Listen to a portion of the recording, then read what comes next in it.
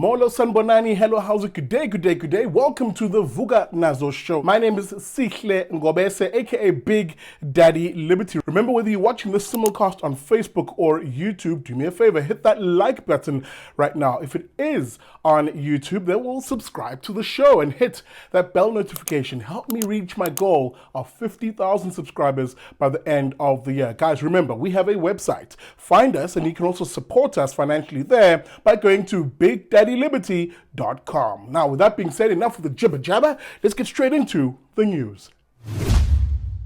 Ho! You can bet your bottom dollar that the Minister of Minerals and Energy, Mantashe, of course, and his ANC government, who love those tenders, greedy, goody, yum tenders, are smiling all the way to the bank, as it seems that Turkish Karpowership deal, the tender that the ANC issued to the Turkish company that has those floating power plants, is back on the table, seemingly. The hurdles which that company had faced that had prevented it from effectively initiating this deal are seemingly out of the way. You'll remember, of course, that these three ships, which are power plants basically that are, that float and were meant to feed 1,200 megawatts of electricity into the South African grid, of course, to alleviate, help alleviate at least load shedding. You remember, of course, those that tender for these three power ships from Turkey had effectively come up against very stiff opposition from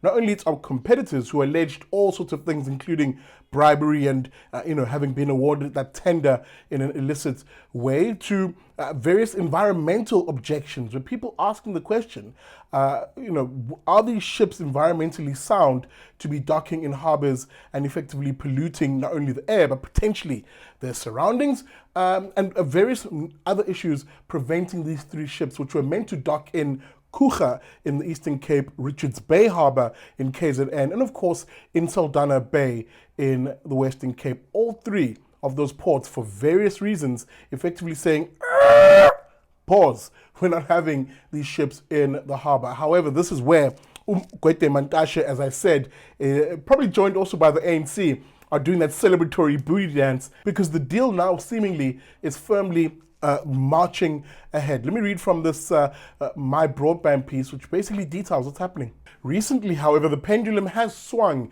in Karpowerships' favor. It received good news for its plans at all three locations where it wants to park its ship-mounted power plants. Here are those three areas, of course. In Kucha, the Department of Transport issued a Section 79 directive to force Transnet to find harbour space after Karpowerships' project application was initially rejected because the national port operator wanted to use the site. Of course, in Richards Bay, this time the Department of Forestry, Fisheries and the Environment allowed Karpowership to resubmit its environmental approval applications following a complaint from a competitor which had intended to use the port. That same department, this time in Saldanha Bay in the Western Cape, dismissed the complaint by a non-profit against the plan to moor a power ship at its sites. Karpowership, of course, is seeking condemnation to refile documents for this particular site. End of quote.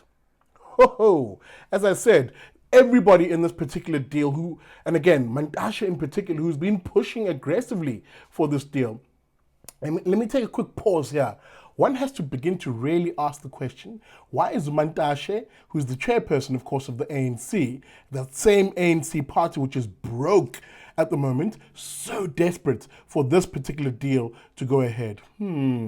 Questions. But nonetheless, let me get back into the story, because mine isn't the only questioning voice around this, especially now, particularly on the issue of cost. Remember, 2 years ago when this tender was awarded, the cost was said to be 220 billion rand, to which, more scarily, the contract was going to lock South Africa in for 20 years. Questions were asked at the time. Why? Why 20 years, and why this sort of cost, when seemingly we're also told by the same politicians that load shedding will be sorted out in a few years? So why lock us in to a 20-year contract at this sort of price range. 220 billion rand already then was seen as completely unaffordable. This is where Wayne Duvenage, who of course is the CEO of the organization Undoing Tax Organization, or OUTA, is basically saying, hey, be very careful, people. What was 220 billion rand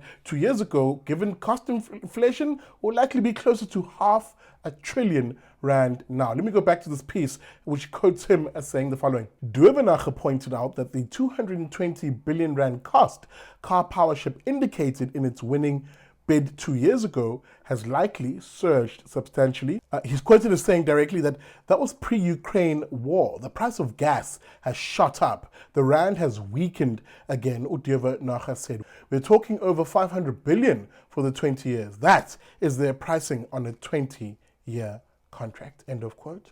Now again, the question has to come back. Where is this money going to come from? Remember, Eskom already has a 400+ billion rand debt. It's the largest single debt holder in this country. The same debt which the South African government had itself indicated it cannot pay. Where will this money come from? And more pertinently, on a political level, why is the ANC so keen on this deal? All right, that's it for this episode of Vuka Nazo. Please, hey, let me know what you think about this particular matter. Leave a comment, whether you're watching on Facebook or on YouTube. The most important thing you can do is to, yes, hit that like button, but more importantly, share the stream. Please share it widely. With that being said, if you're looking to support the work that we're doing here, and it's the advocacy work in particular, then please consider contributing to the show. How do you do that? Find a payment method that suits you at our website. That's at bigdaddyliberty.com. Now, if you like any of the stories that we covered here, the links are in the descriptor. With that being said, thank you for watching. I'll see you on the next episode of the Vuka Nazo Show.